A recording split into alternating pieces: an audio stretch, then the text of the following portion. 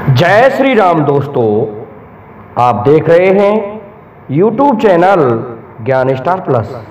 तो दोस्तों, आज हमने आपके लिए कमेंट चुना है श्रीमान लल्लू राजपूत जी का, और ये लिखते हैं कि शंकर जी के पिता बता दो भस्मासुर की नारी, जालिंदर को पुत्र बता दो देखें अकल तुम्हारी। दोस्तों, इनके इस कमेंट का उत्तर जानने से पहले जो भाई हमारे चैनल पर नए हैं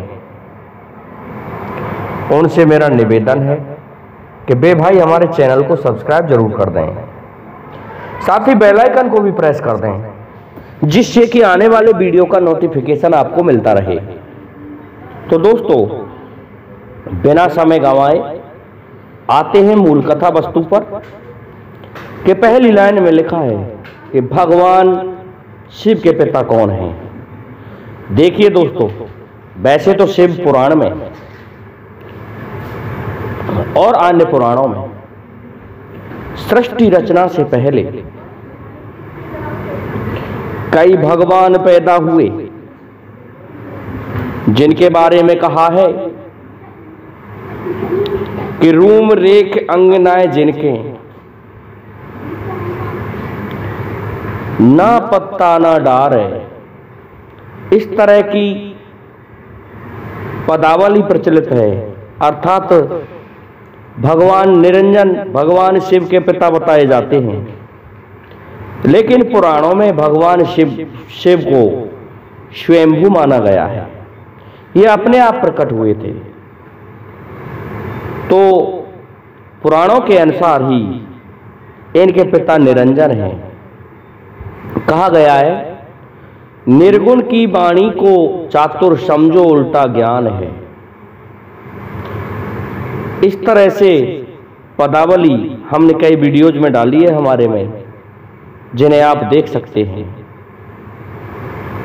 और दोस्तों, उस जगह निर्गुण और निरंजन भगवान का वर्णन किया गया है। उनका स्वरूप ऐसा बताया है कि जिनके रूम रेख अंग कुछ भी नहीं है। तो इस तरह से उस पदावली में वर्णन है। तो निरंजन भगवान या निर्गुण भगवान ही भगवान शिव के पिता है।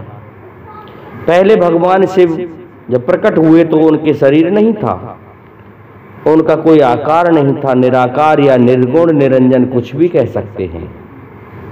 अलग अलग समय पर ये उत्पन्न हुए। अंत में सृष्टि की रचना हुई, और वह भी आदिशक्ति के द्वारा। आदिशक्ति द्वारा इन तीन मंत्रियों को भगवान ब्रह्मा, विष्णु और महादेव को प्रकट किया था, और इन्होंने फिर सृष्टि की रचना प्रारंभ की। इसके बाद कहते हैं कि भस्मासुर की नारी कौन थी। दोस्तों देखिए, भस्मासुर की नारी बड़ी अद्भुत है। जब भस्मासुर भस्म लेके आता था तो भगवान शिव उस भस्म को रमाते थे, और भगवान शिव उससे प्रसन्न थे। लेकिन होता क्या है,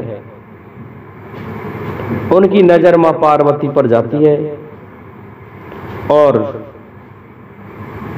उसे देख करके भगवान शिव से कहते हैं कि हे भस्मधारी, आप मुझे कोई ऐसा वरदान दो कि मैं जिसके सिर पर हाथ रख दूं वह भस्म हो जाए। दोस्तों, ऐसा ही वरदान दे दिया भगवान शिव ने। और जब को दृष्टि मां की तरफ गई, पार्वती की तरफ, तो भगवान शिव को ही भस्म करने के लिए चल दिया भस्मासुर। भगवान शिव छुप गए जाके। उनके इस वरदान का निवारण करने के लिए भगवान श्री हरि विष्णु ने मोहिनी रूप धारण किया और कहा, जलंधर कहां जाता है? अरे भगवान शिव तो जाने कब के भाग गए, मैं तुमसे विवाह करने के लिए तैयार हूं। तो दोस्तों उस जगह मोहिनी स्वरूप और भस्मासुर दोनों में शादी करने का वायदा हुआ था। इसलिए मोहिनी स्वरूप भगवान श्री हरि विष्णु का उनकी नारी बना बेचारा। और नृत्य किया, नृत्य के लिए राजी किया। परंतु वो तो लीलाधर स्वयं श्री हरि विष्णु मोहिनी रूप लिए हुए थे। उन्होंने क्या किया कि भस्मासुर को ऐसा कब्जे में लिया कि वो वैसे ही नृत्य करने लगा जिस पोजीशन में भगवान कर रहे थे। और जैसे ही उसका हाथ अपने खुद के सर पर पहुंचा कि भस्मासुर भस्म हो गया। तो इस प्रकार से भस्मासुर की नारी मोहिनी रूप है। अब देखते हैं जालंधर का पुत्र कौन है। देखिए दोस्तों, जालंधर की पत्नी वृंदा थी। जालंधर भगवान शिव के क्रोध के कारण उत्पन्न हुआ था। ये स्कंद पुराण में है। समुद्र से उत्पन्न हुआ था। ये भगवान शिव का ही पुत्र था। वृंदा से इसका विवाह हुआ था, जो कि कालनेमी की पुत्री थी। लेकिन वृंदा इतनी सतमंती स्त्री थी कि जालंधर को भगवान शिव बार बार परास्त करके उसकी गर्दन को अलग कर देते, लेकिन वृंदा के सतीत्व के कारण उसकी गर्दन वापस जुड़ जाती थी। वह मरता ही नहीं था, क्योंकि वृंदा का सतीत्व सब अस्त्रों को फेल कर रहा था। तो फिर भगवान श्री हरि विष्णु ने क्या किया, उस जगह जालंधर का स्वरूप धारण किया। और जालंधर का स्वरूप धारण करके वृंदा के पास पहुंच जाते हैं और वृंदा से छल किया। जब इस बात का पता चला तो वृंदा ने कहा, मैं तुम्हें श्राप देती हूं। कहने लगे, प्रभु दीजिए वृंदा, वैसे तू मुझे बहुत प्रिय थी, लेकिन ये मेरी मजबूरी थी कि मैंने तुम्हारे साथ छल किया। इस बात को सुन के वृंदा कहती है कि तुम जाओ, पत्थर के हो जाओ।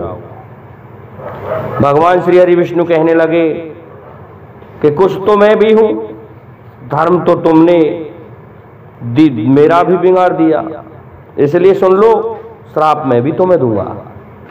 जाओ, तुम जड़ हो जाओ, और जब तक जो भी व्यक्ति इस जड़ के पत्तों को मेरे ऊपर नहीं चढ़ाएगा, उसकी पूजा पूर्ण नहीं मानी जाएगी। इसलिए जाओ, तुम तुलसी बन जाओ। दोस्तों, तुलसी बन जाती है। उस जगह से सालग्राम भगवान की उत्पत्ति होती है।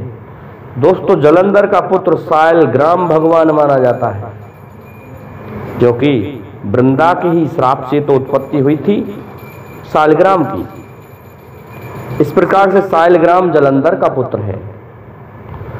तो श्रीमान लल्लूलाल राजपूत जी, मैं समझता हूं आपको आपकी इस पहेली का उत्तर मिल गया होगा।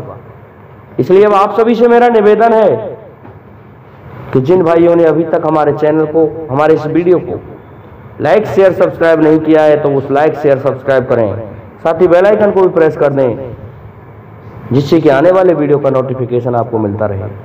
आज के लिए इतना ही काफी है। जय हिंद, जय भारत, जय जय श्री राधे, जय जय श्री राम।